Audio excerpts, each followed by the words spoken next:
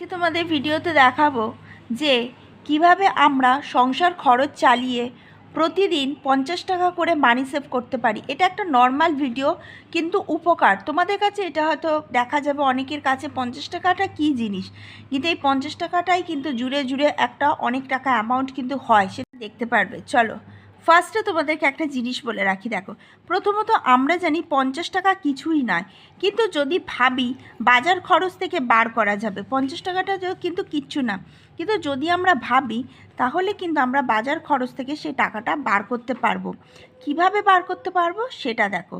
যেমন যদি 200 টাকা করে রাখি তাহলে 30 দিন কিন্তু আমার সংসার খরচ হচ্ছে 6000 টাকা, যদি প্রতিদিন আমি 200 টাকা করে রাখি।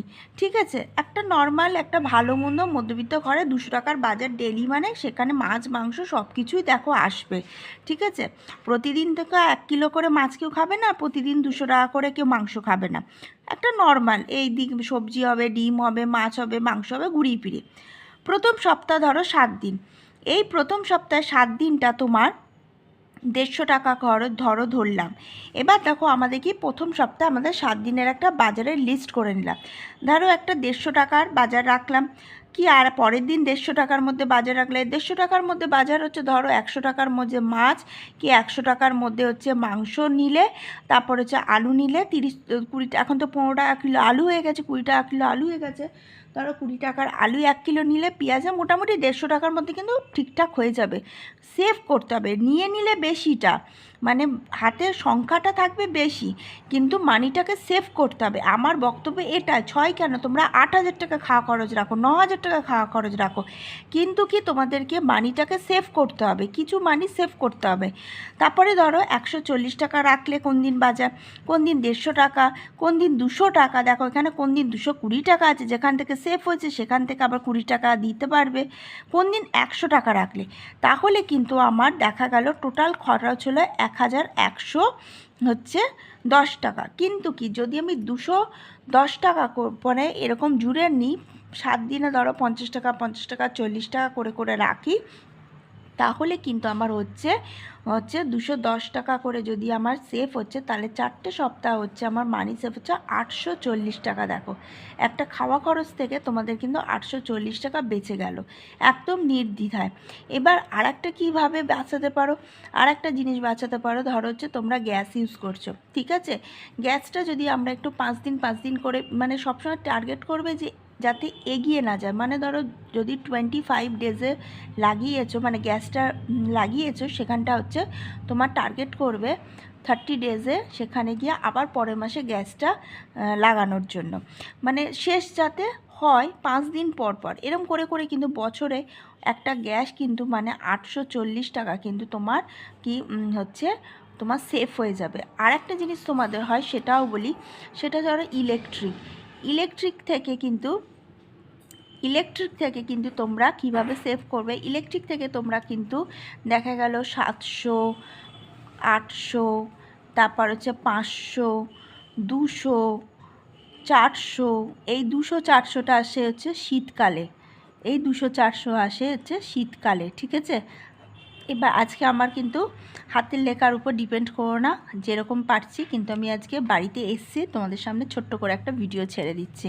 ঠিক আছে, কিন্তু 700, 800, 500 এটা আসবে গরমকালে, তুমি রাখছো 1000 টাকা রাখো। ঠিক আছে, 700 আসলো, 300 টাকা কিন্তু তোমার সেফ হলো। এই সেফটা কিন্তু তোমার সংসারে কাজে লাগাবে না, তোমরা কিন্তু যেরকম মাটির ভাঁড় বলেছিলাম বা প্লাস্টিকের ভাঁড়, ওখানে কিন্তু তোমরা দিয়ে দেবে।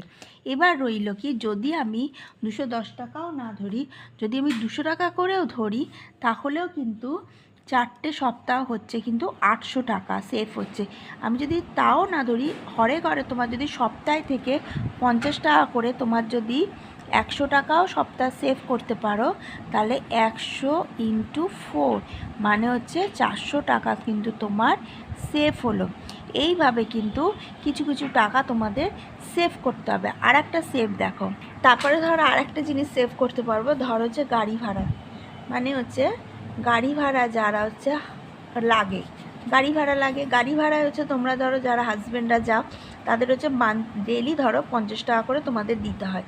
সেখানে ধরো যেদিন ছুটিটা আছে সেই ছুটির দিন কিন্তু তোমার 50 টাকা সেভ হলো। ধরো আমার সানডে ছুটি, ঠিক আছে, ধরো আমার সানডে ছুটি আছে, সেখানে 50 টাকা তোমার সেভ হচ্ছে, কিন্তু তোমার 30 দিনে ইন্টু 50 টাকা করে গাড়ি ভাড়া হয়, তাহলে তোমার কত হচ্ছে, 50 টাকা করে 30 দিন যায়, তাহলে কিন্তু আমরা হিসাবে রাখবো যে 1500 টাকা হবে।